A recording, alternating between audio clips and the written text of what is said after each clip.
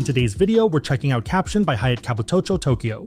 If you want a newer Tokyo hotel that feels pretty design forward, has solid transit access, and can still make sense on cash, this is one of the better options. It's in Nihonbashi Kabutocho, about a 1-minute walk from Kayabacho Station, and about 2 minutes from Nihonbashi Station. So you have pretty easy access to Tokyo Station, Ginza, and Marunouchi. We'll take a look at the room, the amenities, breakfast, the location, and some of the shopping and other things we did nearby. Towards the end, I'll give the property a Sebby Score. Big favor before we dive in is to give this video a thumbs up to help with the algorithm, and if you're new and want to travel smarter, consider subscribing.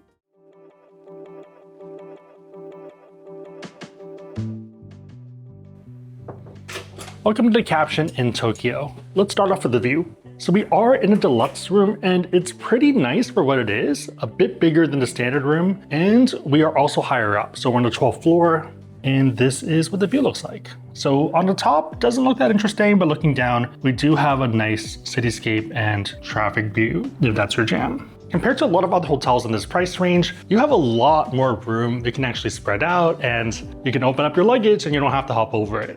Right over here is a little work desk where you can have coffee, work on your laptop, and have a view. The mood in here is pretty green and playful, kind of reminds me of a playground, so it might not be everyone's cup of tea, but it works. Continuing on that note, even the cushions kind of look like a basketball or baseball or something. But yeah, makes me think of a playground. Right behind is a bulletin board with a bunch of information. So for example, discounts for the neighboring restaurants. As you can tell, it's a very fun vibe here. Captured a feeling. Also a notepad right over here. This is a super new hotel and all the plugs are centrally located, so you can pretty much affect everything right over here, whether it's master, mood, or general room lighting. Also, clock is here. Kind of reminds me of a pencil case. Over here is the bed. Actually, one of the more comfortable beds. TV is right over here and it is pretty sizable, say about 50 inches. On the wall, you have the cityscape and a bunch of hands up here. Closet's right over here. It is more of an open concept, so you can put anything you want here and open up your luggages. Iron is right over here. Right below is going to be the PJs. So I do have 3 sets, and I'm wondering if this is meant for player 3 or if they just expect 3 people to be in here. This one is just storage down here, and a safe over here. Pretty sizable one. Also slippers over here. Pretty well cushioned, and I like the color scheme. It's not just the normal white ones that look very bland. If you are here for a longer stay, I think the setup works pretty well. It was about $20 more per night in order to get the deluxe room rather than the cheapest standard room, but you have a lot more room. I think it's worth it.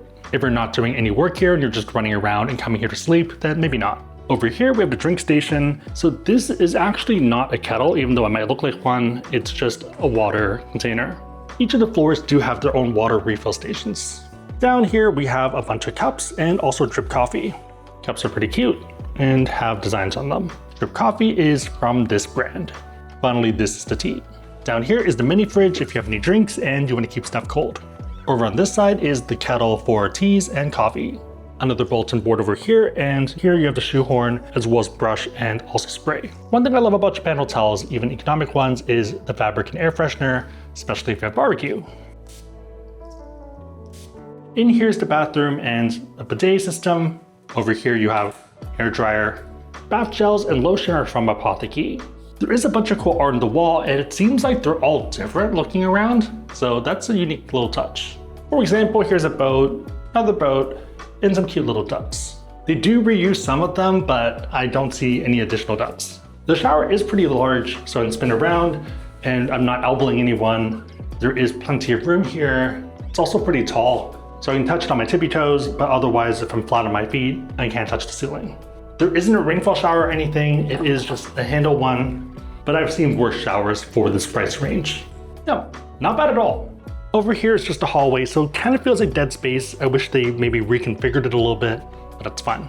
The doors are magnetic, and if you don't want to be disturbed, stick that on and close the door.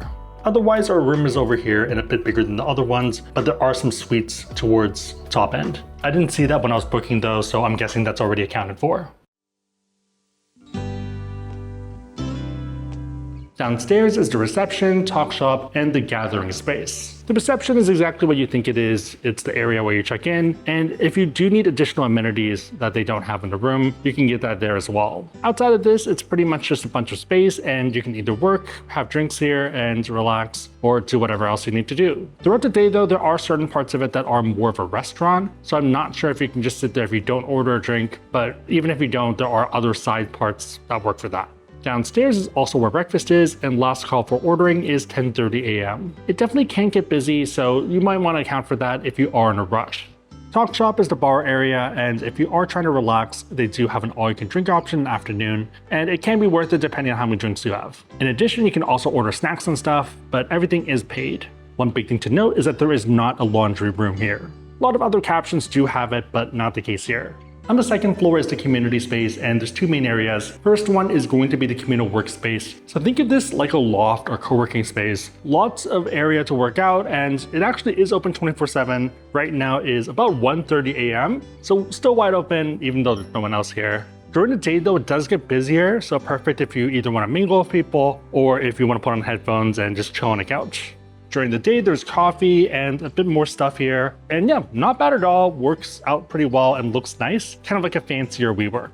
There also has an ice station, drinks, and throughout the week, there are different pop-ups that happen. For example, some days might be drinking, other ones might be popcorn or something, just depends. The idea is that it allows you to mingle with other people staying here. If you are a digital nomad or if you're doing workation, this is perfect.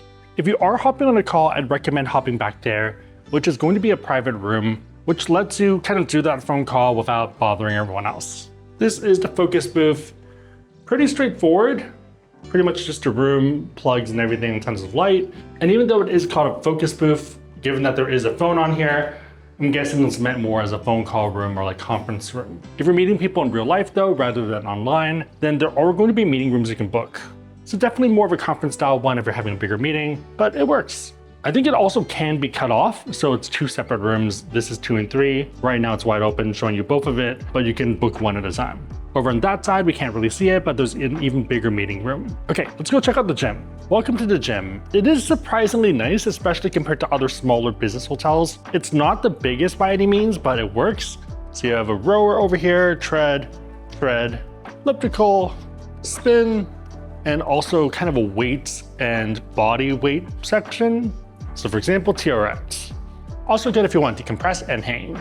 Over here you have some free weights, but it doesn't go that heavy. The max is 8 kg, which is about 16 pounds. So for example, Mandy can easily lift that, and let's cut to her. Not bad for cardio though, or some maintenance, or just do some body weight work. I haven't used one of these in so long. I also really like that there is some cool art on the wall. It kind of reminds me of graffiti, and it is by Shinjiro Tanaka in 2025. It's a Japanese artist. Very much makes me think of New York style graffiti though. Lastly, there are a bunch of towels over here and a water station. I'm always weirdly amused by this, but the water system isn't one you just pull out. You actually have to press a button first before the cup becomes accessible and dispensed. That's so smart. They also do have hot and cold water, so whatever you need.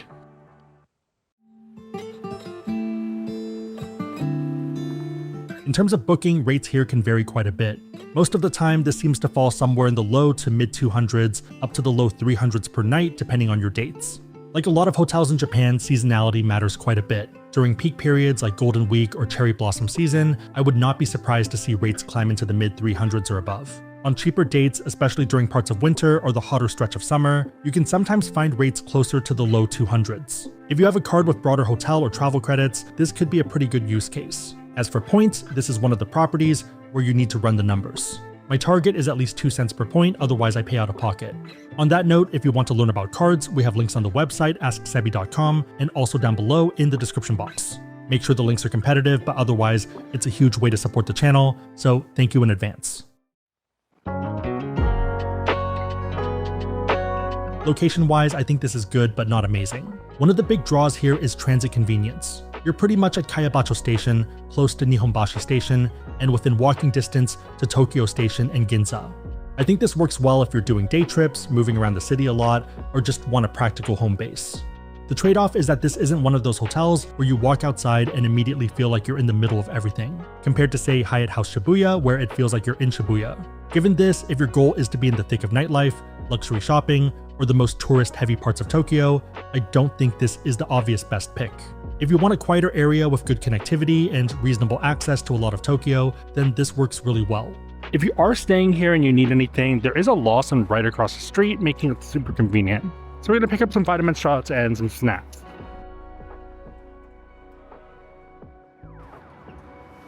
Please use the sliding door. You can't read Japanese? No, I can't. One really cool thing about Japan is that they do have hot drinks. It is in plastic, so that does concern some people. Snacks are also pretty cheap, so less than $1 for a bag of chips.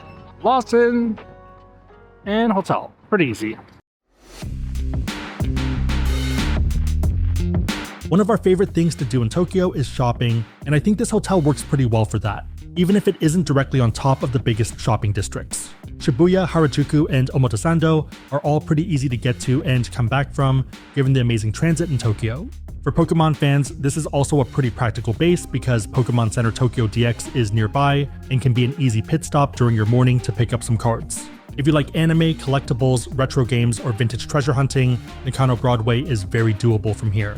I wouldn't call this a shopping district hotel, but I do think it works well as a shopping trip hotel, especially if your plan is to spend most of the day out exploring different parts of Tokyo anyway.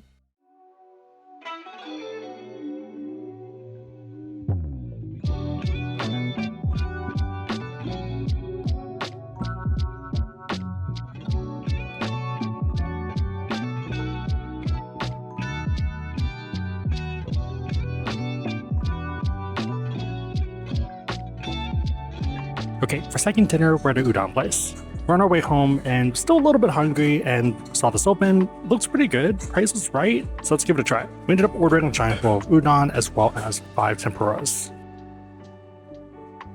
Pretty good for what it is. Let's try tempura. Obviously, I've had better, but not for the price. This whole meal was about $6. It's also late night, 10:30 right now, and everything else is closed. If you've ever had udon packs, this feels like it's 3 packs. It's a surprising amount of udon. I've taken like 5 bites now, and it still feels pretty hefty. Mandy also had like 3 bites. There's a lot of udon. Tempura could be a little bit better, but still solid and does the job. Also, in case you're curious, this is a standing room only restaurant, and it's pretty much one guy who runs the whole shop. You order from the machine up front, give him the ticket, and he prepares everything. If you're staying at the Caption and you need a late night bite, this is perfect and hits the spot. Let's try the shrimp tempura.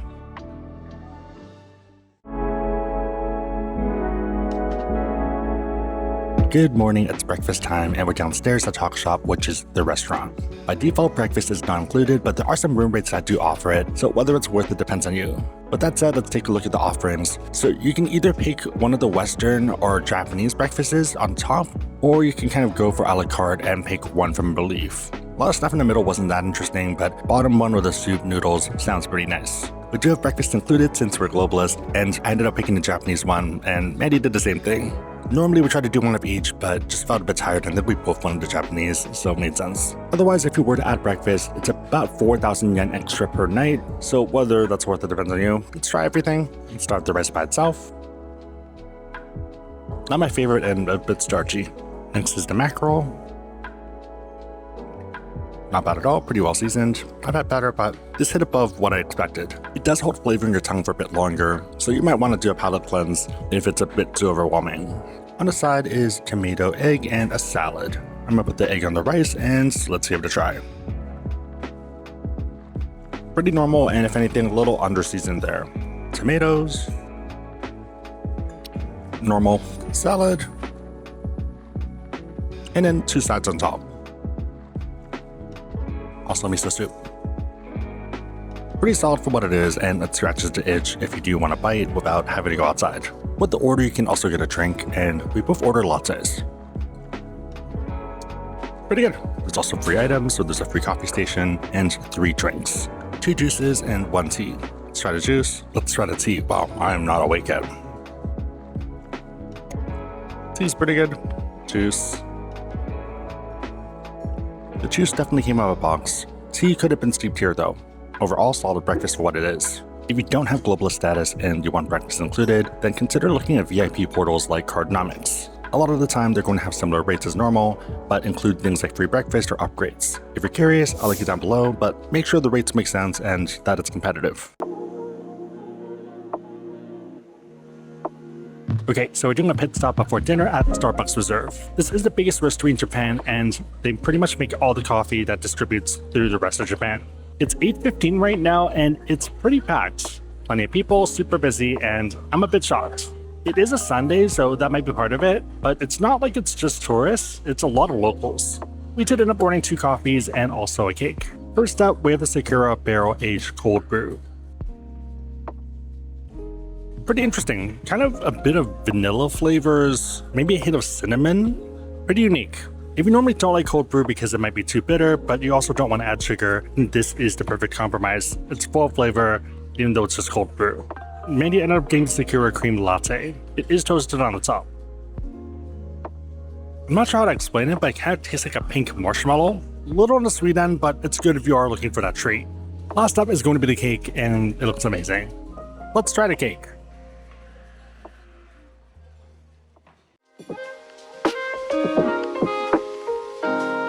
After going to the Starbucks Roasteries, we ended up going to one of our favorite yakitori places, Kakure. It's a few blocks away and it's super local, and there's a ton of regulars. For example, one of the people that were there was drinking with the chef pretty much halfway through our meal. We did come pretty late though, so service was nearing the end. Their focus is chicken, and you can either do the set menu or do a la carte. We prefer a la carte because we can focus on the ones we like. We did order a bunch, and it was all really good, no complaints on any of the dishes. My favorites though were the meatball as well as the shoulder, both were super tasty. If you're looking for yakitori, well worth it, and go check it out.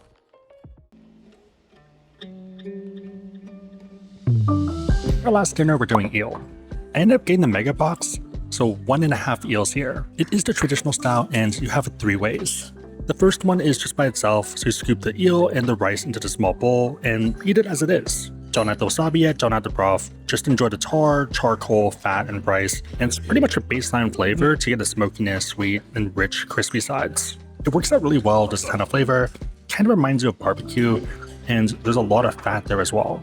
For round number 2, you scoop it in again and add a bit of wasabi now and green onions.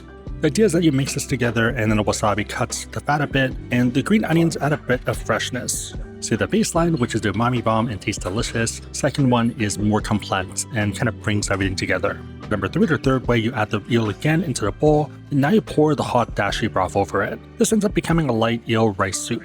So it feels a bit cleaner and a softer finish. Also note that you don't want to drown it in broth, you only want to add it gradually and kind of taste as it is. Same idea with the wasabi, you don't want to use too much, add a bit first, taste it, add more after, and same idea. The intent is that you taste a bit of complexity and you move into a different direction rather than just jumping in. That said, let's try the first way. It's really good, so if you've never had it before, it kind of reminds me of fish, where it is a bit flaky but has a bit more meatiness to it. You have a charcoal flavor smokiness, and then a bit of crunch on the eel itself, so it just works together really well. The rice balances out and the flavor seeps into it, so it's delicious. Before we go into round 2, there are 2 appetizers as well. First one is going to be soup. Super clean tasting. Next one is going to be veggies. I personally like to enjoy these with the first round since it acts as a reset, kind of like ginger with sushi. Let's try the clam right now. Perfectly cooked and adds a bit of sweetness to the soup. Really good first round, and I'm excited for round 2. Alright, round number 2. So first step is to scoop from the main bowl into the side bowl. Step 2 is green onions. Step 3 is mixing it around.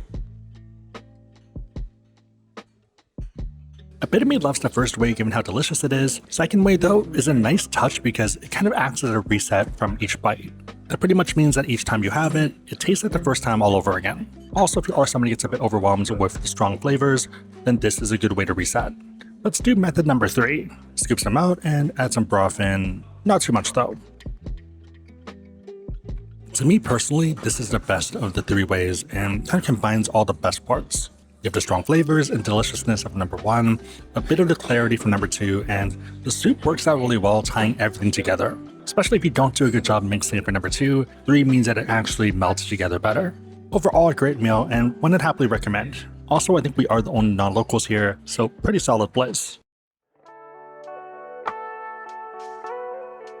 For the price, this room felt pretty sizable, and that's a meaningful plus in Tokyo. If I'm ranking this within its cohort of select service Tokyo hotels, I would put it in the B tier, maybe B+. To me at least, it exceeds baseline expectations and checks a lot of boxes. It's a comfortable place to sleep, it's reasonably convenient, and it doesn't feel dingy or depressing. At the same time, it's lacking some features you typically see in these mid-level properties that I would have loved to see here. One obvious example is a washing machine and dryer. This is a stark contrast to the Caption in Namba, Osaka. Again, the location here is good, but not top tier. It's convenient, but you do feel a bit more separated compared to somewhere like Hyatt House Shibuya.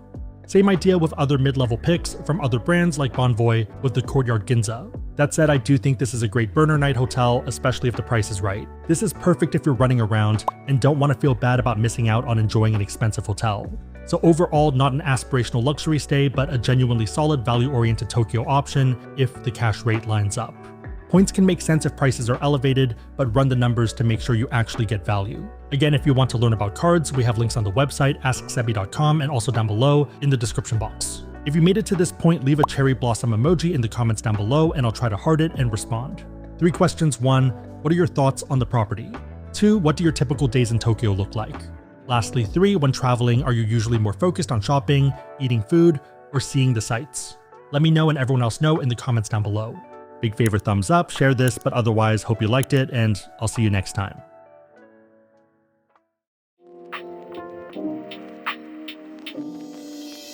For dinner, we're at one of the best all-you-can-eat restaurants. There's barbecue, Wagyu, as well as a lot of seafood. Let's start with the crab. It is super easy to get apart, which is nice.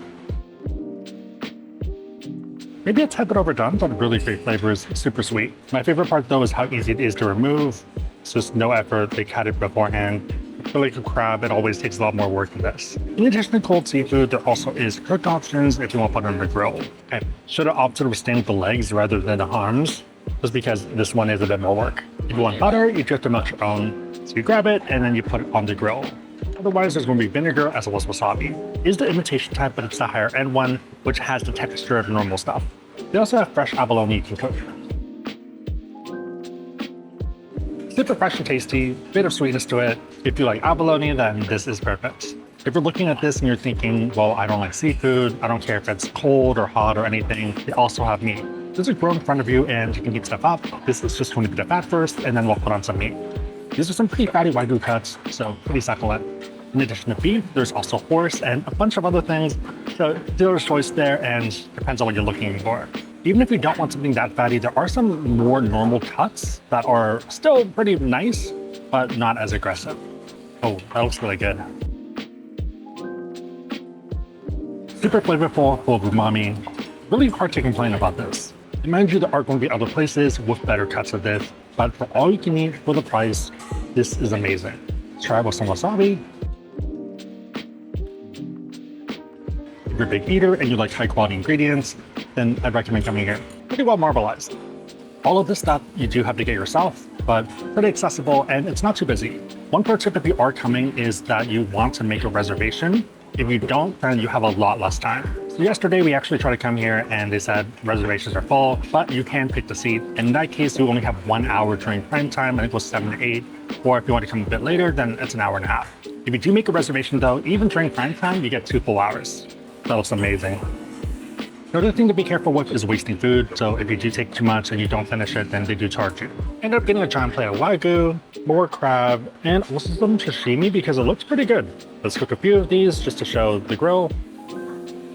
Into the marbleization, looks really good. Given the fatty content, even if you normally like it rare, I'd recommend cooking it to medium rare or even medium. That way it kind of marbleizes it a bit and it renders out some of the fat. Some great grill marks, so super proud of that. Let's switch it up and try the sashimi. This is the scallop. Super fresh, which shouldn't be a surprise, and has a hint of sweetness. Usually I'm a bit more hesitant on sashimi buffets, but it looks amazing here. Let's try the tuna. Tuna in particular tends to be not as good, but it's really tasty here. It's fresh, has some sweetness to it, a nice bounce, and perfection. Also not stringy or chewy, so just really high quality. Last up is the sashimi. Salmon was okay, but I felt the other one was so much better. Also, for a lot of the seafood, they do provide a cover, that way it doesn't splash everywhere when it's cooking, and they have different recommendations based off the different items. So for example, Mandy is making abalone, which is 5 minutes. This is the crab head. I found easy pieces that come out and you cook it for 5 minutes. These are the ones I generally want to push it out. Can you pull? 5 minutes. And they're supposed to stir midway through once. While we wait for the crab to cook and end up getting more sashimi. We are running out of time. I only have 20 minutes left, so I think I'm gonna try to speed the rest to get to my full state. This is like my 6th round or 7th round of food, but most of them have been relatively small. I feel like I'm not the best buffet reviewer since I don't eat a lot of the other food. I find the ones I like that are good value and just mainline it. So that's been the sushi, that's been the crab, and the Wagyu. All of it has been pretty good. Wagyu has been a bit tougher though. I'm kind of at the point where I just don't want to see any more fat. I think if I eat more, it's not gonna end up being a good time in an hour or two. Right now I'm in a good state with the beef, just eating more seafood, and I'm probably gonna get some dessert afterwards. I think I mentioned this before, but drinks are also free, including alcoholic ones. They have wines, they have liquor, they have soju, and pretty much everything else in between. So if you want to drink, you're gonna have a good time. It is included in the base rate, so whether you don't want to drink or whether you want to drink, same price. So better for people that drink, but otherwise, there's a lot of good food. There also is a coffee machine, so I made myself a coffee. It's pretty bad coffee, mind you, but it solves the problem. They also do have ice and hot coffee. But when you press the ice one, it's not what you think. It's not like cold water. It just means that they expect you to put ice inside and they have it as a stronger concentrate of it. So the first crab should be done. Let's open it up and see how that goes. This one is ready to be turned. So this one probably has 2 minutes left, but the other one is done. Mandy, should I try it first? Yeah, you try it first. It smells really good. So the reason Mandy is a bit more full is because she did the same technique, but with butter. And I think she ended up eating a stick of butter in the first or second round. Hence why she slowed down a lot more. Butter. That's the way I do it. I think of all the methods, whether butter, whether cold or hot, all the ways you can do it, this is the best one. So it's cooked in its own flavor and it actually tastes really good. It's crab meat and crab sauce. In case you're wondering, this is the restaurant, so Seafood Buffet Dining Ginza Happo. It is a 3.51 on Tabloid, and Tabloid reviews are a bit more brutal. So 4 is effectively a Michelin star, and then 3.5 is very good. So if you're unfamiliar, you can kind of think of a 3.5 as a Yelp 4.5. Probably a place you'd happily take a date. Maybe not a date because this type of food isn't as conducive for a date, but you get the idea. Like, it's not an embarrassing place by any means. It is new open, so I think it is a newer restaurant and not sure if the prices are going to change. Overall, good meal and one I'd recommend.